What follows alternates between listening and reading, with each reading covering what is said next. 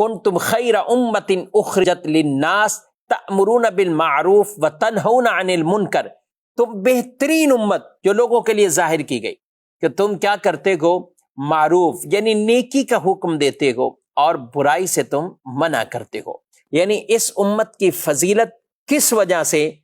صرف اور صرف اس وجہ سے کہ یہ امت پیارے نبی صلی اللہ علیہ وآلہ وسلم کی امت ہے، اور یہ لوگوں کو بھلائی کا حکم دیں گے، نیکی کا حکم دیں گے، برائی سے ان کو منع کریں گے۔ تو یہ ایسا خوبصورت وصف ہے ناظرین کرام، ہر ایک آدمی کے اندر ہونا چاہیے۔ بھلائی کا حکم دینا یہ خاص کسی مولانا کا کام نہیں ہے، یہ کسی عالم کا ہی صرف کام نہیں ہے، مسجد کے امام کا کام نہیں ہے۔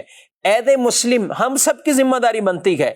ہم اپنے گھروں میں ہیں تو ہم بھی اچھائی کا حکم دے سکتے ہیں، اچھائی کی بات کر سکتے ہیں، برائی سے منع کر سکتے ہیں۔ ہم اپنے دوستوں میں ہیں تو ہم اپنے دوستوں کو بھی اچھائی کی بات کر سکتے ہیں، برائی سے ان کو منع کر سکتے ہیں۔ کوئی بزنس مین ہے تو وہ اپنے بزنس مین دوستوں میں بیٹھتا ہے تو اس میں بھی کوئی نہ کوئی ایسی باتیں کر دیتے ہیں، کبھی بزنس کے حوالے سے کسی کو دھوکہ دینا یا کچھ اور کرنا۔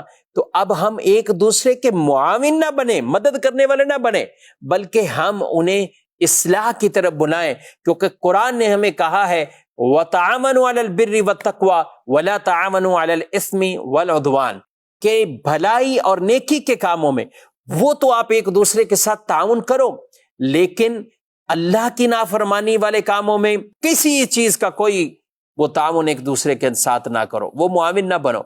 تو اس لیے ہم بہتری والے کام کریں، ان کو بھی ہم سمجھا سکتے ہیں۔